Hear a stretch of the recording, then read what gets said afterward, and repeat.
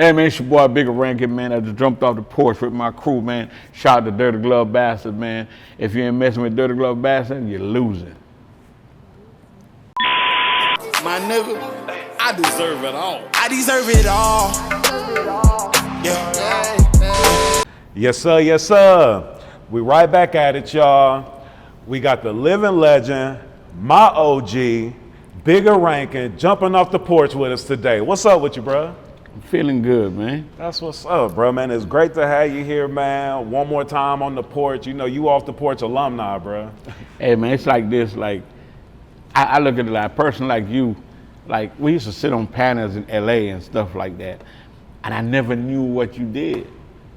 And when I finally found out, when I saw you running all lucha shit, I'm like, I know this dude, man.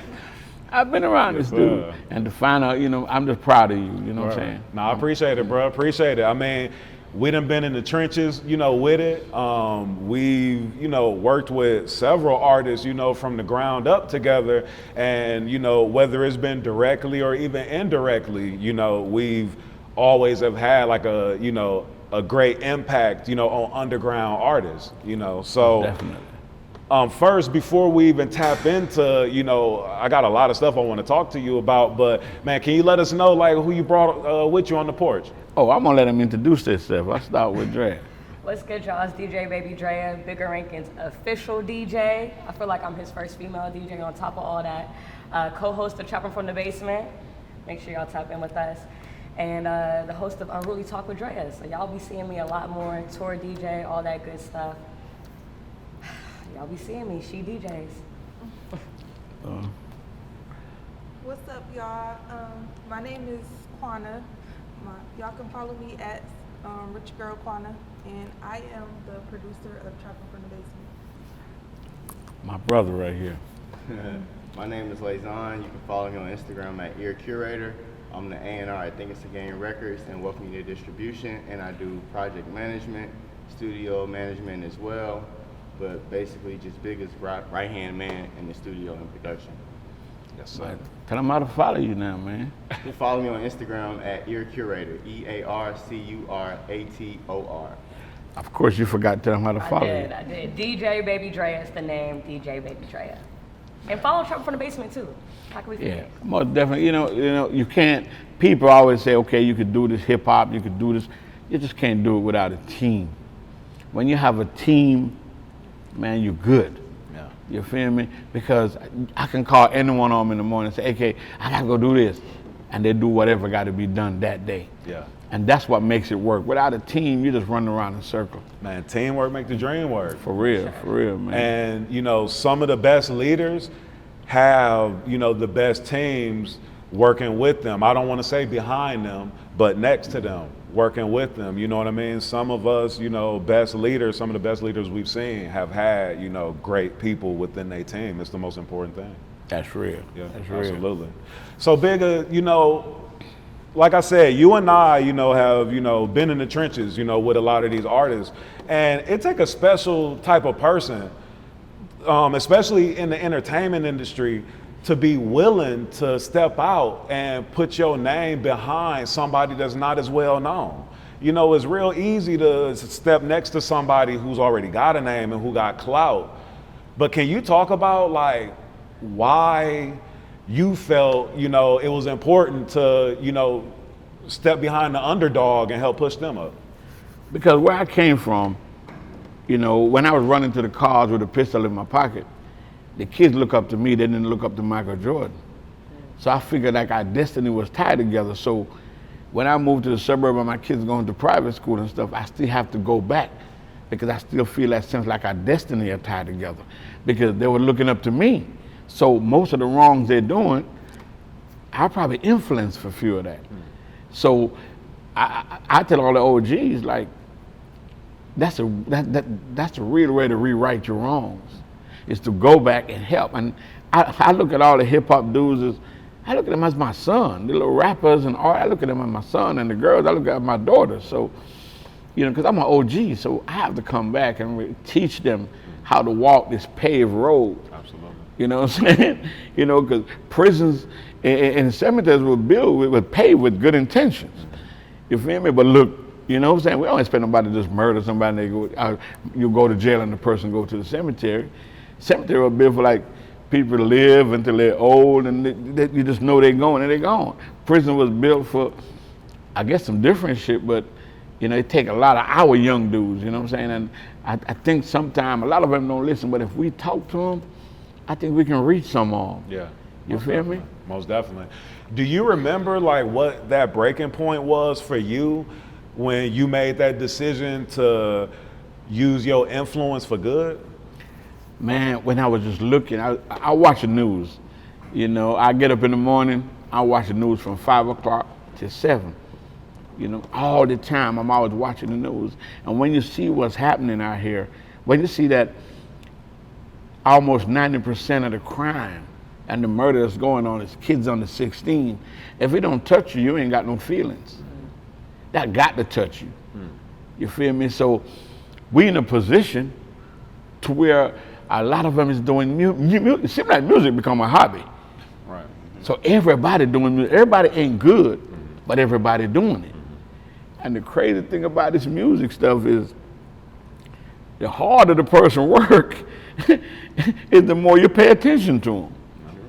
So it's a guy that work hard that don't have the potential of some other guys, but they overwork him and outwork him. Yeah, yeah. And boom, it's straight up. Yeah, that's the whole hard work beats talent, you know, like where, I mean, like you just said, I mean, if you willing to, you know, be consistent and put in that work, then you can be more successful than somebody that may just naturally be gifted in a certain area. Man, I remember when Richard Kidd hit me. Me and him was always cool. And I get his music, and we played. And Richard Kidd was just such a hustler. I seen this man with features with people like, I don't know how he got them features, but he finessed and did his thing and paid his money or whatever and got what he had to get. But I ain't never seen nobody work like Richard Kidd. Yeah. And I watched Richard Kidd in a regular car to a Phantom. Mm-hmm.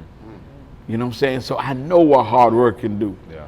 You know, and of course I'm a Jamaican, so I'm always gonna work. But sometimes I want to retire, just go do something else, and Yeah. I get bored Yeah. because I feel like helping people kind of makes me feel good, and it helps me to God bless me. Yeah. You know what I'm saying? I got a crew out this world. You know how I came up, you know, it was me, Kingpin, you know, Al Green. You know, we came up and Kingpin always had my back. And he's very smart about digital and all that stuff. Yeah. Everything come new, he teach me. You know, I go sit in class, and that's my best friend, but I still sit in class with him and just learn this stuff, you know what I'm saying? So I'm not saying I'm fully ahead, because every day you learn something new. Because every day is something new coming up. You know what I'm saying? But I'm very satisfied where I'm at right now. Nah, absolutely, man. And you know, when you again, you know, giving props to you for being a good leader, but then like, you know, knowing that like being a good leader, you have to have other people that are great in their areas. You know what I mean? Like, you know, you don't ever want to be the smartest person in the room. You know what I mean? Like, now to some people who don't get what I just said, they'll go against that. You know what I mean? Right. That's but right. you know, as a leader, you don't want to be the smartest person in the room. I want my team to be able to, you know, hold me down if I'm not around, or to be able to make decisions if I'm not available. You know what I mean? Man, that is so true. Because sometimes I'll be thinking about something, and I'll call JP, you know, my manager. I call him and I ask him, how you feel about this? Then I call Kingpin. Then I call Al Green, which is, Al is like, he been with me since I started. Don't matter what. You know, he been from my security to my manager to my confidant to everything. You know, so I like to ask these people, if I do an intro, I might ask them like, man, how you feel about this intro? And I'm like, you know what? You said the intro right, but at the end, you sped it up. Go back and give it the feelings from the start to the finish. Because sometimes you do something, you just think it's the best, but sometimes you got that critique. I can call a nephew, hey man, how you feel about this? I send it to him. He'll be like, man, I love this, man. Yeah. This is good. I ain't got nobody who gonna lie to me. Because I need it raw, because I'm gonna keep it raw. Yeah. You feel me? So that's why a team is so important, you know? Because our old dude told me one time, anything you're doing and you don't need no help, it's very small. It's not big. That's why you can do it yourself. It's so small. You can do it, but if you want something big, you gotta have a team. Yeah. Nah, that's That's real. real. Gotta have that good structure, man. Yeah, man, for Yeah. real.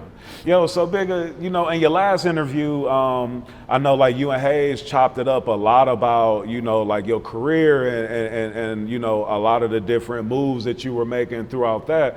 But I want to tap into, you know, like you growing up some, and you know, you said that you were from Jamaica. Like, did you grow up there, or where you from, bro? Yeah, I mean, I grew up in Jamaica till I was like 15, and then I came to Chicago.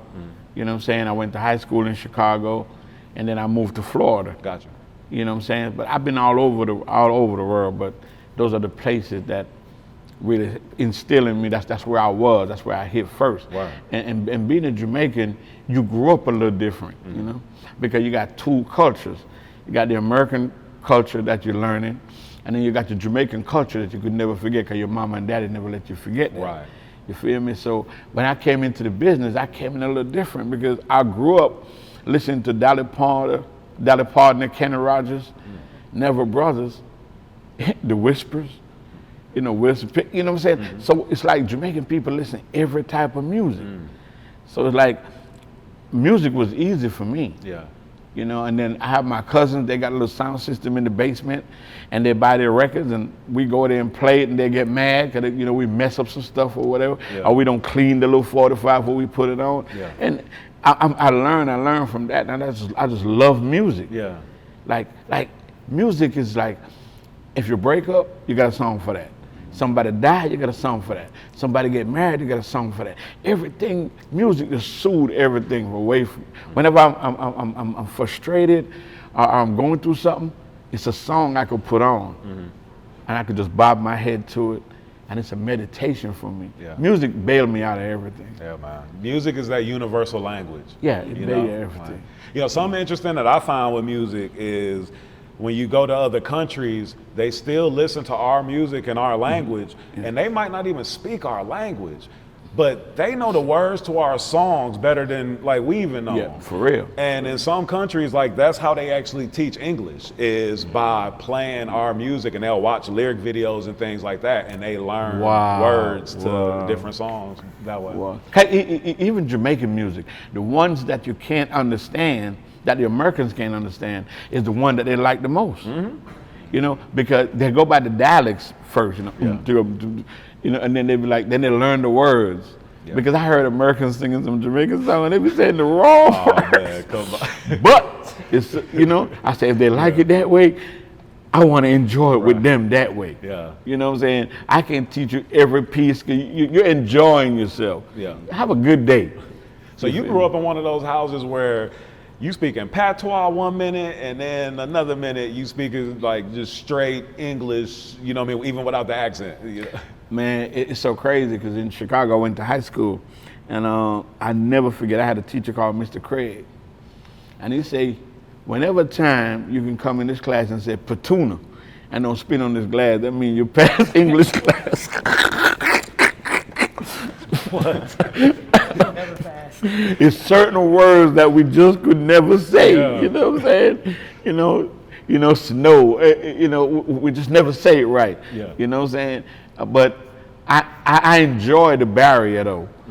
You know what I'm saying? I enjoy, you know, having, you know, an American spouse, and I could just, when we get mad, I could just go in there and curse some Jamaican bad word, and she don't know what it is. Yeah. You know what I'm saying? Yeah. Man, so Bigga, where would you say, when and where were you at when you jumped off the porch? Oh man, I was like, I think I was like 16, 17. And we went to high school, me and Tony Palmer and a couple other dudes, and we used to have basement parties. So my mama worked 11 to 7. When she leave at 10:30, the doors open at 11. And we cook little curry goat and all that type of stuff. And we got a little sound system in the basement, and then it'd be over like about 4 o'clock. And my mama get home at 7, everything be cleaned up. And then one time, you know, some fight broke out and stuff, and I had to call the police and call her off her job. And she came there and she like, I remember mama said, who authorized all these people here? And I'm like, we were just having a party. Of course, you know, she dealt with me, you know what I'm saying? But that's how I got into the music thing. I'm always hustling. I was a hustler, so Yeah. we were selling soda pop, every little thing, you know what I'm saying? Yeah. Just to make a cut and just have a couple of dollars, you know what I'm saying? Yeah, And yeah. that's how I feel like I jump off the Porch into music, and then from there, man, I was gone. Word. No, that's what's up, man. Were you you know, being in Chicago, like, were you around or seeing like some of that like Chicago like house music movement yeah. and all Back of that? then, And was that even a yeah. part of y'all party? That was crazy, but I was playing, really be honest with you, when I was in Chicago, I was playing strictly reggae. Oh, okay. You know, I got into hip hop when I came to Florida. Interesting. know? Okay. Yeah. And what got you into hip hop? Like, Okay, I had a little club, we called it Cool Runnings.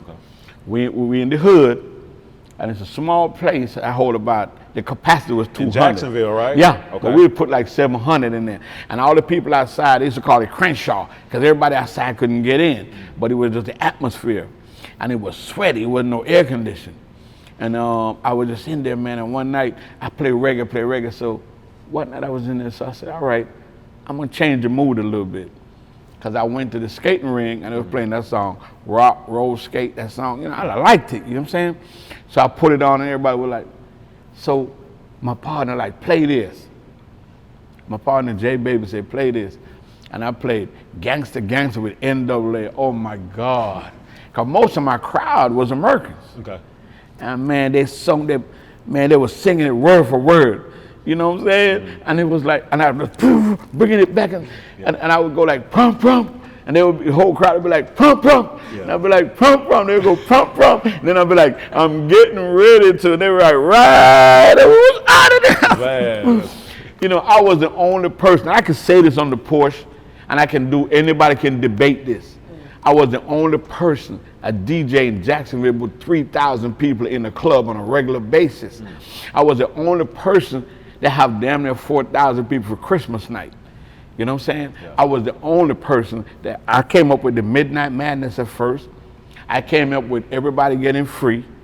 You know what I'm saying? And then you pay through the express line. I came up with all that. Yeah. I was a genius. I changed the whole culture of the city. The mayor called me Martin Luther King Jr., no, Farrakhan Jr. Because everywhere I go, when I do my block party, people, as far as you can see. Yeah. So I've been doing that, and then T.I., I brung him in the city, you know what I'm saying?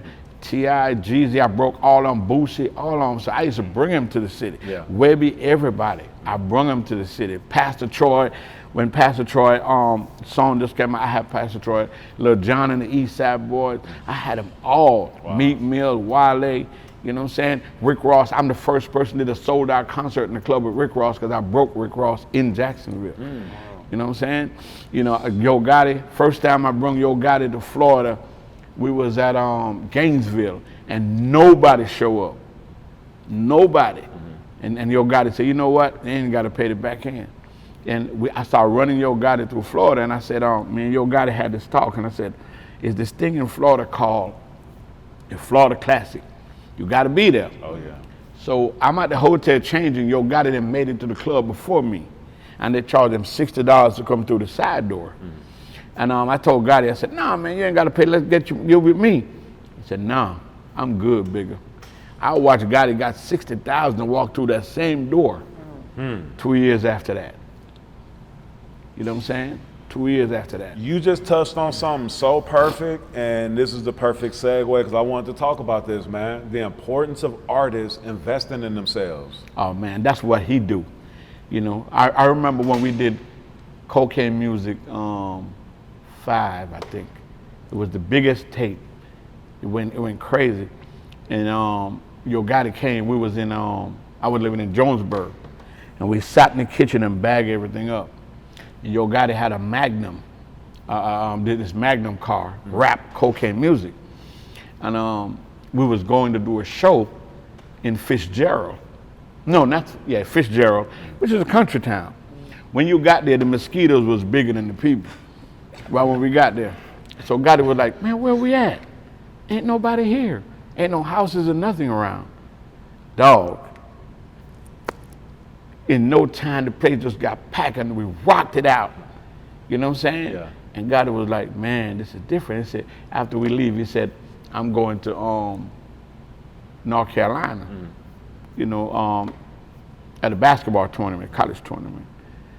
And I said, I'm gonna go home. On my way riding, we got pulled over. And his car was behind me.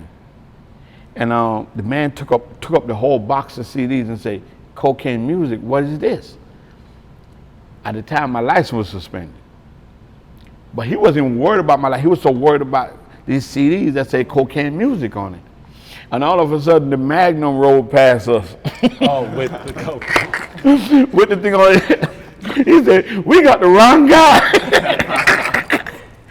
The police was laughing and everything. Yeah.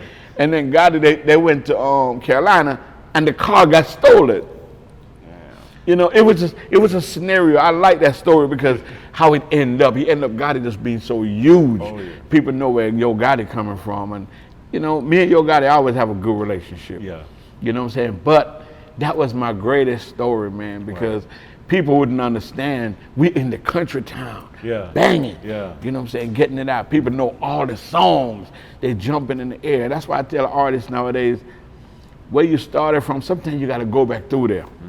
Absolutely. That's real. You know, Yeah. you should never be too big to go shake the hands that put you where you at. That's real.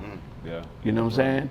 So I remember I was DJing in Perry, Georgia. Yeah, Perry, Georgia, and people said, do you know how I can get in touch with Rich Homie Quan? Rich Homie Quan came there when he was just coming up. And they said, do you think we can get him for a weekday for this amount of money or whatever? They don't get to see those artists no more, because those people down there don't get to see. When the artists get big, they never roll through. I feel like artists should roll through there on a Monday or a Tuesday.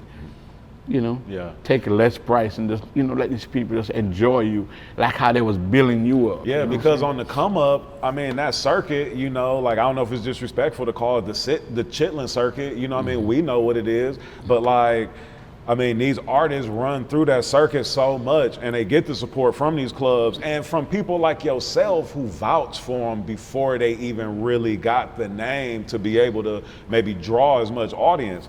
So, you know, when they don't come back around, you know, that's disheartening. You know, it's almost the same tip, even like with platforms like ours, like where, you know, we for the underground and, you know, we help and try to be that platform to elevate artists on their way up and hoping that when they get up that they come back around and show love, you know what I mean? Some of them just feel like they ain't got the time. They're too busy. They're too rich, you know? They got too many big plans and too many big deals, you know what I'm saying? So now you just you're just out the occasion, all the way, you know. You know, oh, I remember them. I just ain't got no time to go over there. Right. You know, it's all good though. Yeah, nah, for real. So I know that you like worked with Slip and Slide, you worked with CTE as well. Like, can you kind of like tap into, you know, some of that? My Slip and Slide thing was crazy. I was with Byron, and hooked me up with Ted. I've been knew Ted before that, but he hooked me up with Ted, and I was the vice president of Slip and Slide, and it was a good learning experience. And then I told Ted, I said, you know what, man?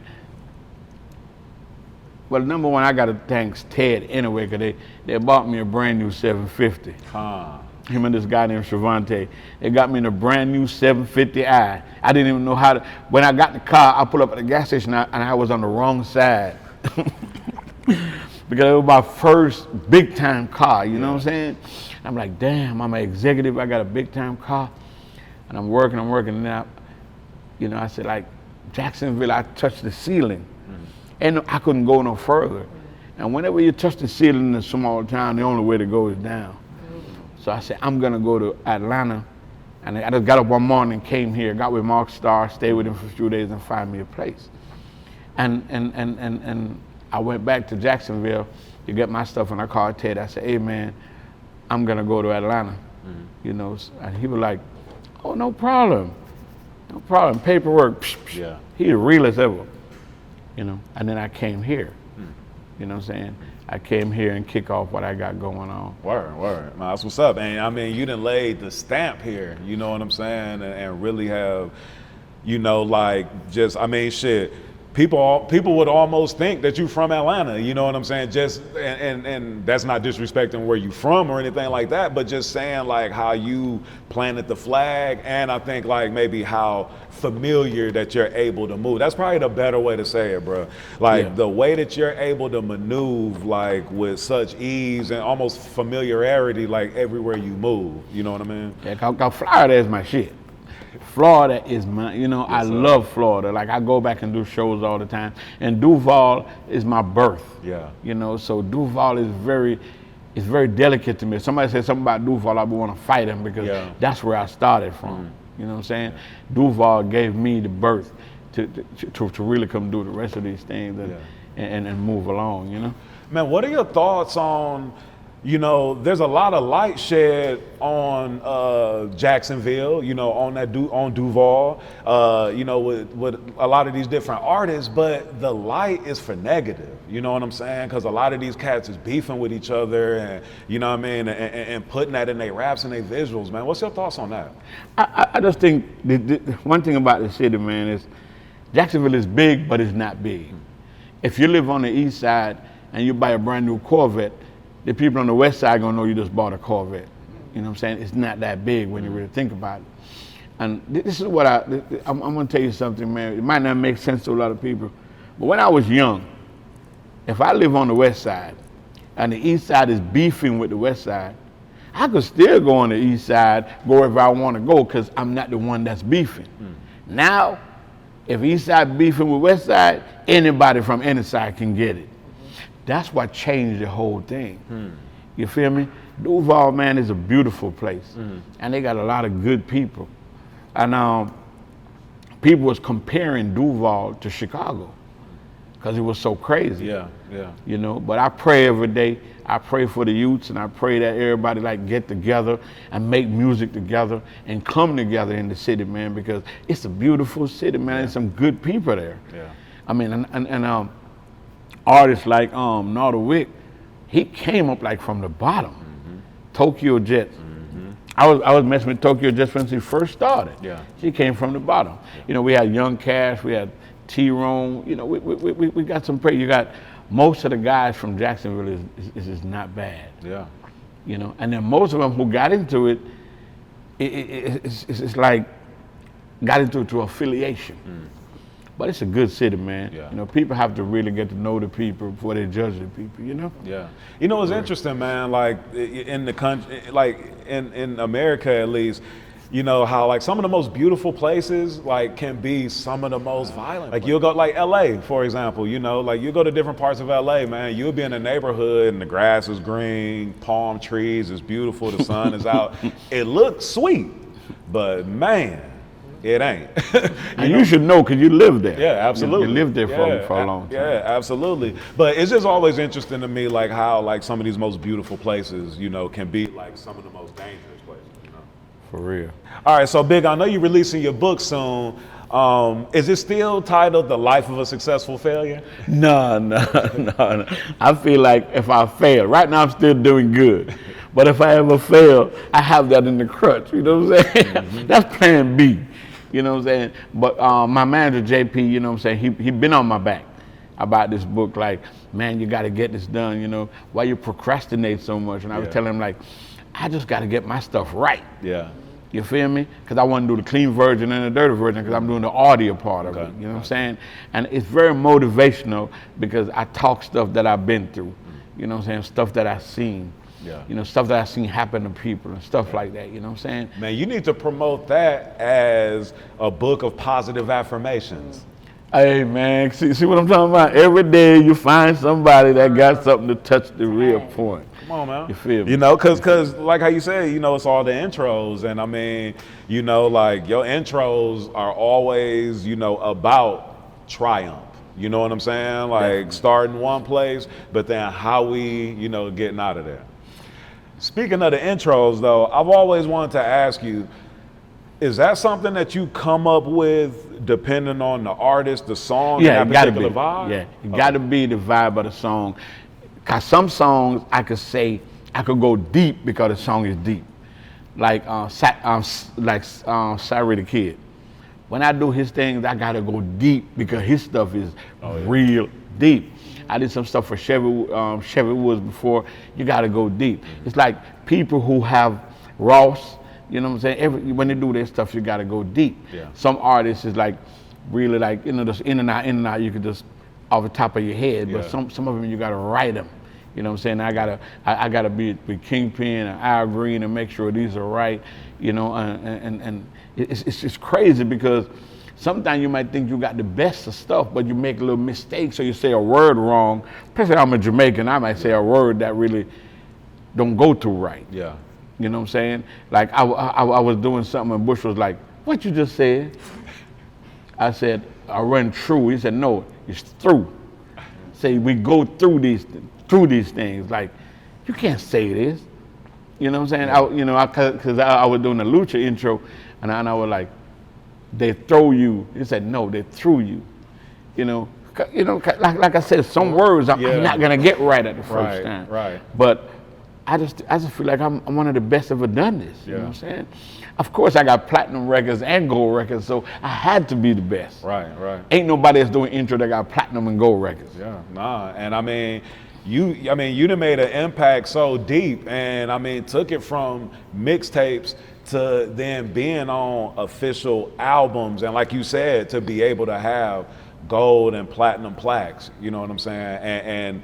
And people knowing that, I mean, like for a lot of these songs, man, like your intro or sometimes outro is making the song, you know? And that's real, And to think that I did intros for Ross, Gotti, 2 Chainz, you know what I'm saying? All these stuff did good. And you never know what type of impact this thing got until you start getting royalties. Yeah. Then you say to yourself like, "Oh my God, this means a lot." Yeah. And I start telling artists, please do your paperwork.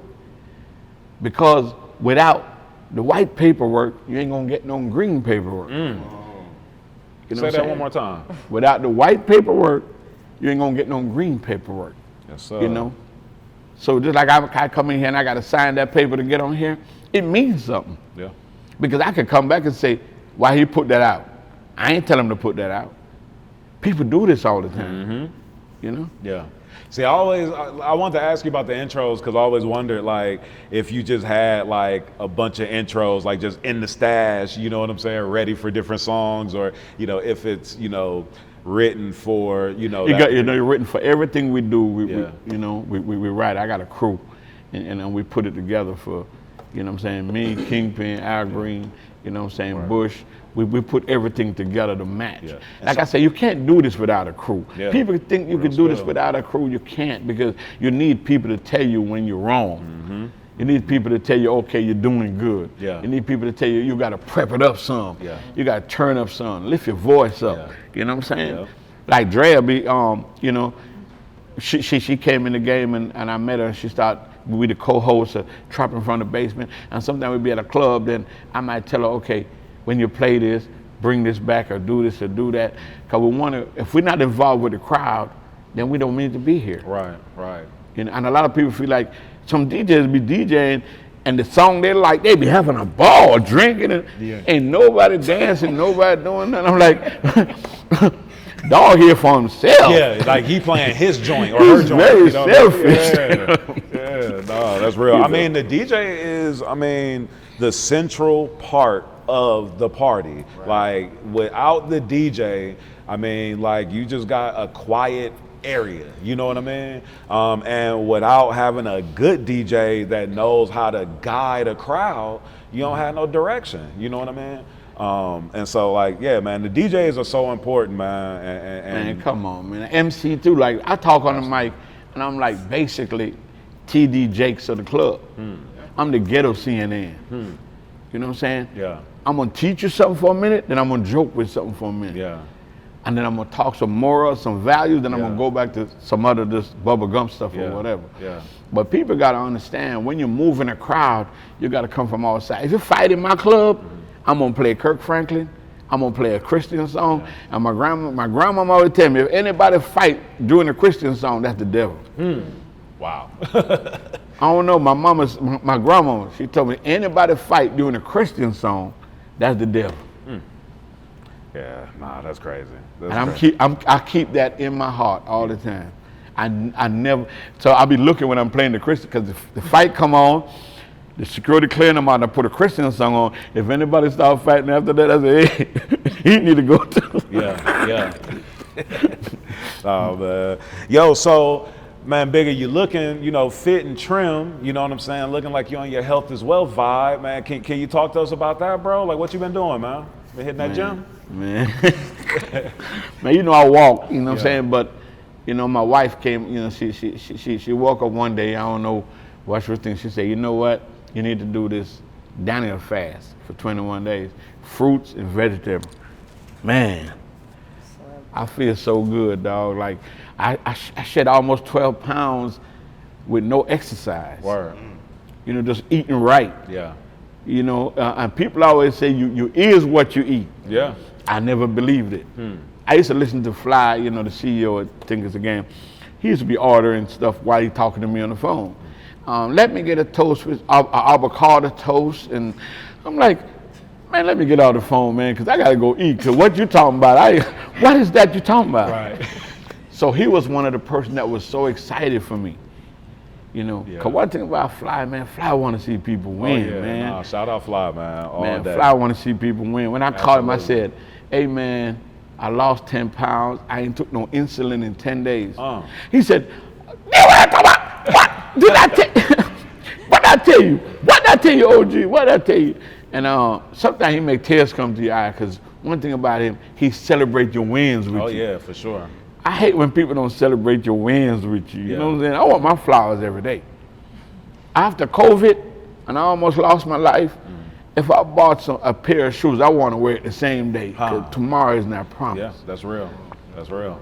You know what I'm saying? Yeah. And I learned so much, because when I walk, I got a spiritual person that walk with me, and he taught me a lot. He said, after a while, we're gonna do this transformation, and we walk, and he prayed, and we talk, and I was like, so tired. I said, man, when we gonna finish? Because it's 3.5 miles. And he said, I want you to fixate. Don't fixate on the end of this journey.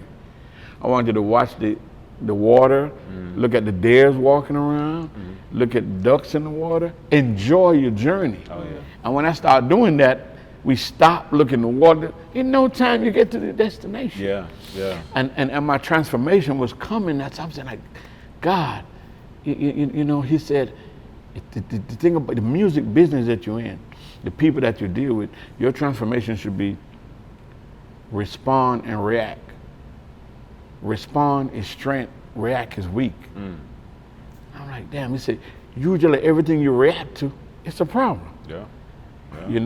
And I thought to myself, and I said, I done seen this happen so many times where somebody told a guy his girl was talking to a dude in the mall, but it was an uncle. And he was just, who the hell you talking to in the mall? He react instead of just ask her, like, who was it? Respond is always better. So I'm learning to respond. I ain't gonna lie to you, I still react a little bit, because it's been so many years I've been reacting. Right. Yeah. So, but the transformation is coming. Yeah. And to give you a better life, a cleaner life. And you meditate better. You know what I'm saying? Because if you hate me, I'm not gonna hate you, because when we go to the pearly gates, I ain't got to answer for your sins. All the stuff you do, I just got to answer for what I do. Yeah, nah, that's real. That's real. feel me? Nah, man, it's ill, because I've been on that same vibe for the last few months. Like, for me, I'm crazy addicted to sugar. I ain't ate sweets in 2 months, walk 4 miles every day. You know what I mean? Beautiful, beautiful. That same vibe, so I can feel that. And You got to come walk with us too. definitely do, and somebody just put me onto this black hiking club here in Atlanta, so I'll put you onto that. You know what I'm saying? man, it's Look at us, we great. connecting dots on off the porch. You know what I'm talking about? Definitely. You know what I mean? Definitely. But nah, man. So that's what's up. So what a lot of people don't know about you as well, and I've seen you. You know what I mean? We've worked together over the years, but like you've been going to dialysis for a few years. I'm like my third year now. Yeah. I think I'm going to dialysis, and when I started, oh my God, it just sucks you dry. When I used to go to dialysis, I go with I get my dialysis, and when they stuck those big needles in there, it's a hurt at first, and then I found a way to ease the pain. You know what I'm saying? And I kept going, and every time you go, you learn more, you get sick, you get better, you get sick, and come to find out, man, like, all you need to do is eat right and don't drink a lot of fluid. So I used to have like 4 kilograms of fluid on me, 4.5, sometimes 5. And by the time you suck all that stuff off you and take your blood out and take all that stuff off you, it weakens your heart, it weakens your muscles and everything. So, man, when I went on this diet that she put me on, I swear to God, man, I've been doing 0.7. The most I do is 1. And you just feel good when you get off. You still have some energy. You know what I'm saying? But I'm gonna get a kidney pretty soon, you know what I'm saying? That's what's up. 'Cause, you know, I pray to God, every morning I get up, I thank God for my new kidney. I thank Him for curing diabetes. I thank Him for curing my high blood pressure. I speak it in existence, you know what I'm saying? Because that's why you gotta speak it, you know what I'm saying? Absolutely. So everything is gonna be good. Yes, sir. Nah, man. And you speaking into existence the law of attraction, and then you also putting in the work, you know what I'm saying, right. which is that day-to-day consistency, and you know what I'm saying, just being determined for it. So, man, that's what's up, bro, and I applaud you for that. And, man, like I said, bro, you looking great. So, you know what I mean, definitely, you know, have to give you props on that, man. Most definitely. So, Bigga, you know, 20 years in the game, 20 plus years in the game. And you know, you've worked with, you know, so many artists from so many different levels. You got plaques, gold and platinum plaques, you know, so many accolades and so much respect in the game. What keeps you still motivated to still break new artists and still want to be on this side of the game when you could have a long time ago transitioned and basically just worked with popular artists and people who already had motion? It don't give me no motivation to work with a popular artist. The only popular artist I ever stuck with was Lucci. You know, that's my boy. You know, I be with him all the time. But every time I break an artist, I go and find me somebody else to break. The motivation is to see them win. You know, the only bad part of it is to see them go to jail or see them die. That's the bad part of it. But I love to see them win. I love to see them on BET. I love to see them collecting awards and knowing that I had something to do with that. You feel me? 2 Chainz just did a thing the other day. He was saying, like, he met the dude in Jacksonville, Bigga Rankin, and you know, I was a big part of his growth. You know what I'm saying? I really respect him for that, because I don't want the money. Just give me the flowers. You know what I'm saying? Give me some flowers, I'm good. You know, but 2 Chainz he always been that guy. He looked out for me, always good. You know, he would just hit me up like, "What's up, killer?" Out of the blue. You know what I'm saying? Just make sure I'm doing all right. You know, Dolph and Lucci, I talk to every day. You know what I'm saying? Those type of people, man. And Dolph and Lucci are the 2 artists that you and I have worked with from scratch. The closest, and you know, I started off the Porch with Dolph. Oh man, Lord, that's great. Yeah, man. That's great. Yeah, Off the Porch started with Dolph. I was working with him and he didn't like doing interviews. And so then, you know, Al from Street Execs said, "Spitty, why don't you start an interview platform since you used to write for The Source and everybody loved Dirty Glove Bastard?" And came up with the idea. I'm a fan of the Hot Boys, and on the skits on the Guerrilla Warfare album, the skits was called Off the Porch.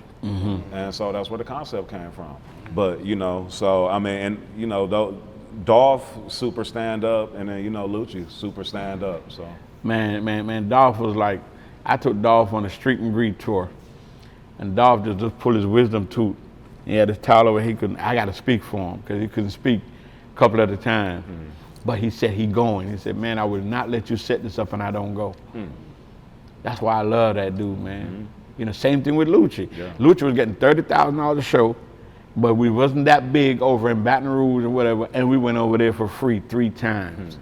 We went to Houston 3 times for free and did street and greet tours, meeting DJs, doing different things. A lot of people don't understand the internet is cool, But if you really want to win, don't you see the election? You got to go shake hands and hug the babies and blah, blah, blah. And people you can't get that out of the equation. You got to move around these cities. Absolutely. I'm going on tour next week. Yeah.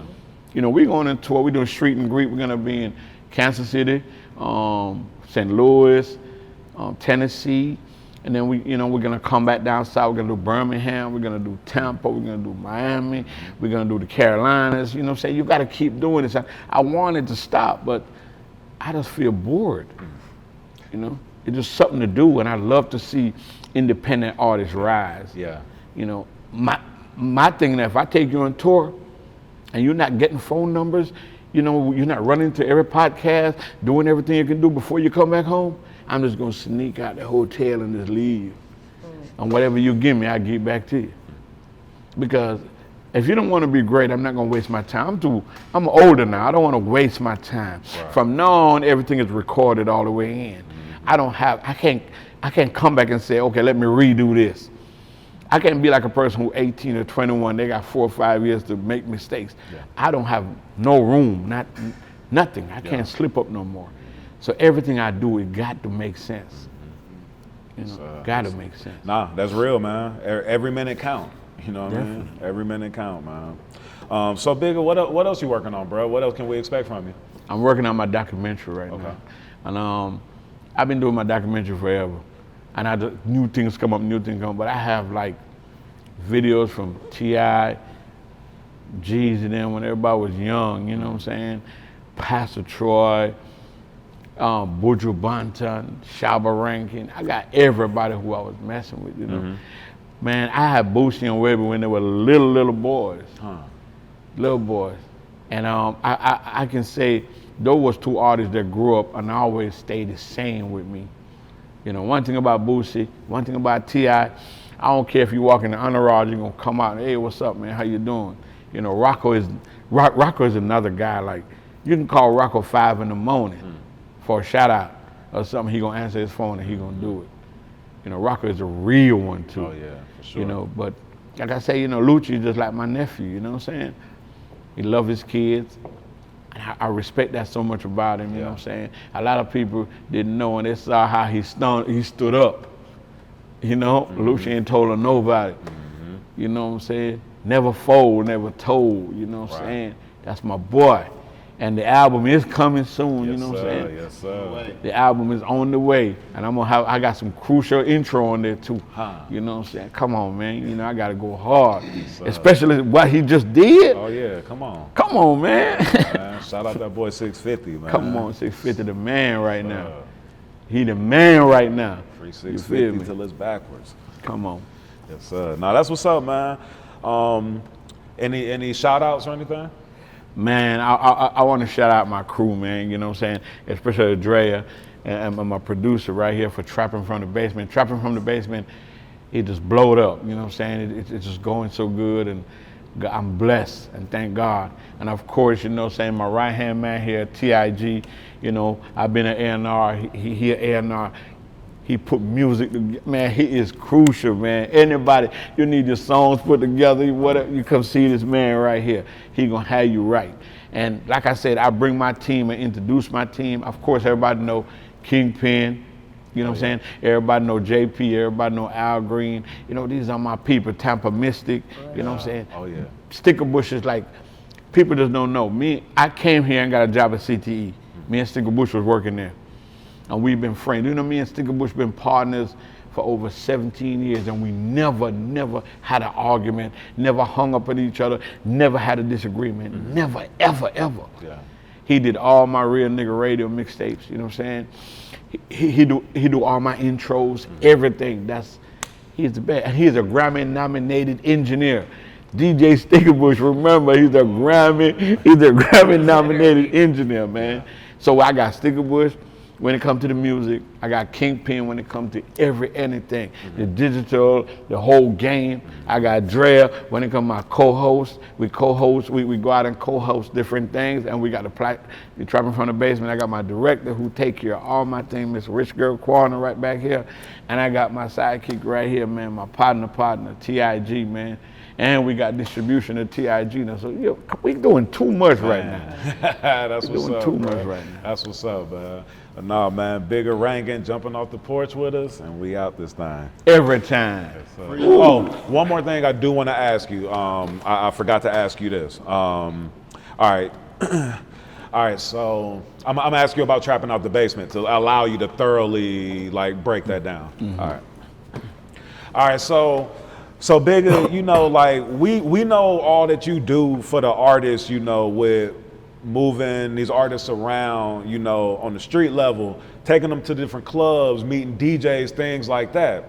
But now you've introduced Trapping from the Basement, and we've been seeing that online, and now you've given artists an outlet online to be able to, you know, put themselves out there. Can you talk about the platform and how you even created it?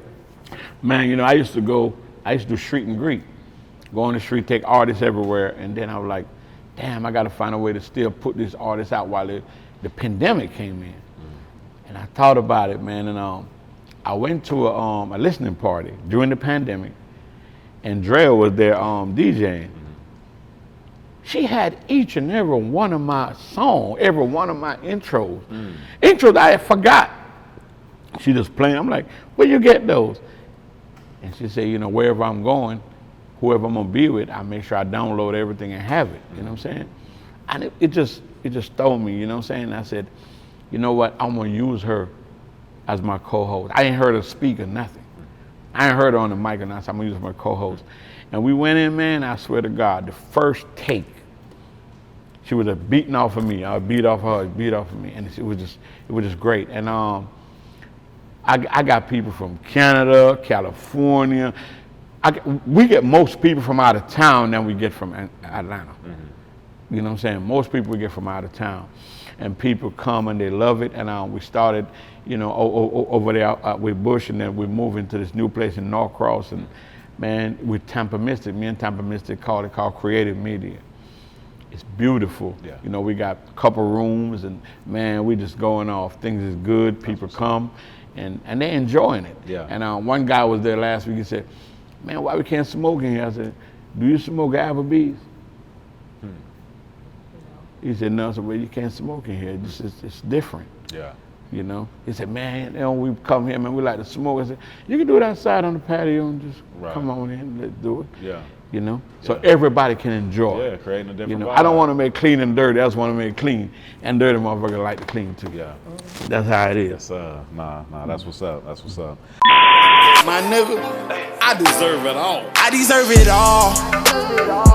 Yeah. Baby, I deserve it all.